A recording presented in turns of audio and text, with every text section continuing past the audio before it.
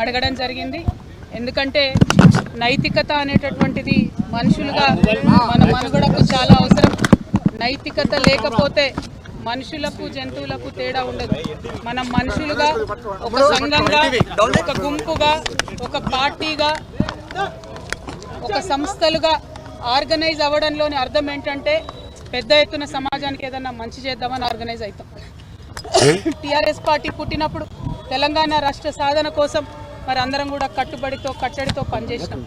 తదనంతర కాలంలో ఎప్పుడైతే అధికారం వచ్చిందో, ఎప్పుడైతే తెలంగాణ ఉద్యమ ద్రోహులంతా కూడా టీఆర్ఎస్ పార్టీలో చేరారో, అసలైన ఉద్యమకారులను, ఉద్యమంలో మనతో కలిసి పనిచేసినటువంటి ఉద్యమ సహచరులను రాత్రనక పగలనక గుర్తింపు ఉన్నా లేకపోయినా కార్యకర్తలుగా గ్రామాన పనిచేసినటువంటి లక్షలాది మందికి మరి టీఆర్ఎస్ పార్టీలో ఏనాడు ఇస్మంత కూడా గౌరవం దక్కలేదు. వేలు పోస్టులు, డైరెక్టర్ పోస్టులు ఖాళీగా ఉంటే ప్రభుత్వంలోకి వస్తే కనీసం ఒక తెలంగాణ ఉద్యమకారుడు కూడా పార్టీ నాయకత్వానికి గుర్తు రాకపోవడం చాలా శోచనీయం. తెలంగాణ ఉద్యమంలో వేలాది మంది ఆడబిడ్డలు పాల్గొంటే నాలాంటి ఒకరిద్దరికి తప్పితే అవకాశాలు వేరే వాళ్ళకి రాకపోవడం దారుణం. అవకాశాలు వచ్చిన నాలాంటి ఒకరిద్దరిని కూడా చిత్రహింసలు పెట్టి, నానా విధాలుగా కట్టడిలు చేసి, నానా విధాలుగా అవమానం చేసి, రాజకీయంగా ఎదగకుండా చేసి మరి ఆ పార్టీ ఏం సాధించుకుందో తెలంగాణ ప్రజలకు చెప్పాలి.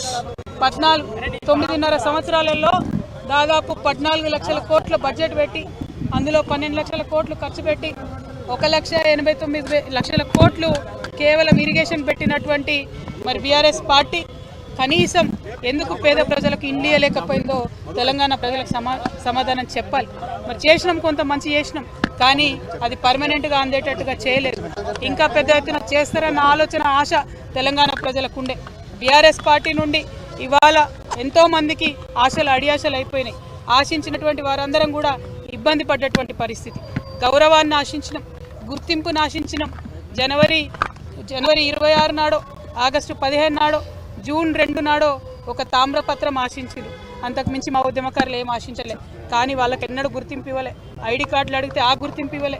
వాళ్ళని కాదని కాంగ్రెస్ పార్టీని గెలిపిస్తే వచ్చినటువంటి కాంగ్రెస్ పార్టీ కూడా గత 2 సంవత్సరాలుగా మరి ప్రజలను, ఉద్యమకారులను, మహిళలను, ముఖ్యంగా నిరుద్యోగులను విపరీతంగా మోసం చేస్తూ వస్తున్నారు. ఈ 2 పార్టీలు కూడా తెలంగాణ ప్రజలను గత 12 ఏళ్లలో మభ్యపెట్టిండ్రు, మోసం చేసిండ్రు తప్పితే ఒరిగిందేమీ లేదు. అందుకే ఈ రాష్ట్రంలో తెలంగాణ పేరును తనలో నింపుకున్నటువంటి, తెలంగాణ ప్రజల యొక్క రాజకీయ అస్తిత్వాన్ని కాపాడేటటువంటి పొలిటికల్ పార్టీ రావాల్సినటువంటి అవసరం ఉన్నది. తప్పకుండా తెలంగాణ జాగృతి ఒక పార్టీగా ఎదుగుతుంది, పొలిటికల్ పార్టీగా ఎదుగుతుంది. ఈ పార్టీ మరి తెలంగాణ ప్రజల పక్షాన నిలబడి పనిచేస్తుందని కూడా ఈ సందర్భంగా నేను తెలియజేస్తా ఉన్నాను. మరి పార్టీ ఎప్పుడు ఏంది, విధి విధానాలు ఏందన్న అన్ని చిన్న సాంకేతిక అంశాలు.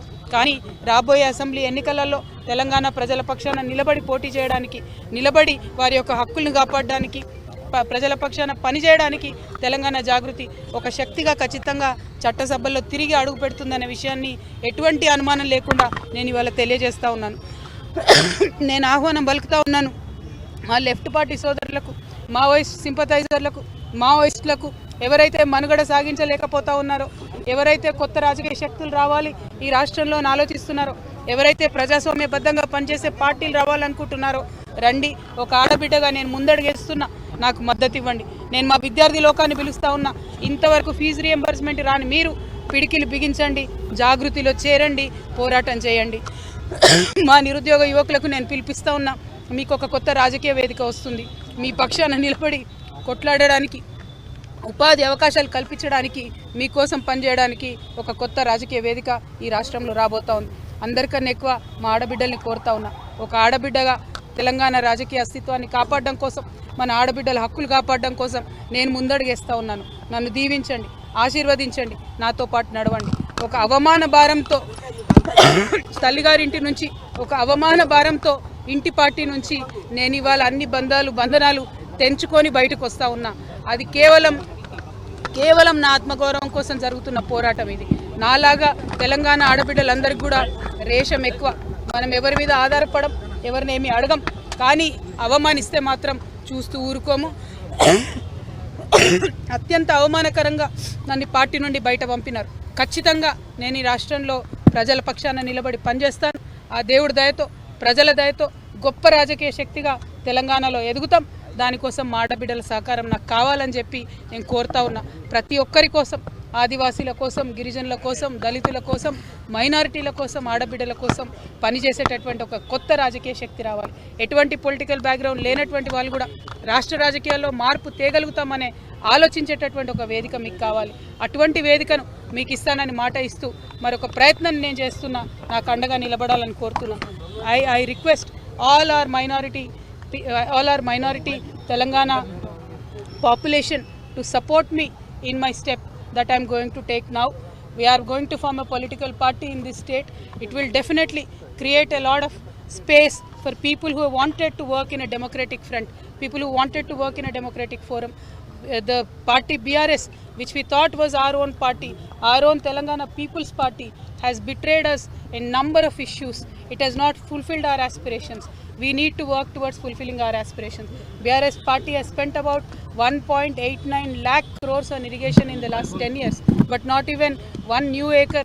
శాసన మండలి వేదికగా కవిత మరొకసారి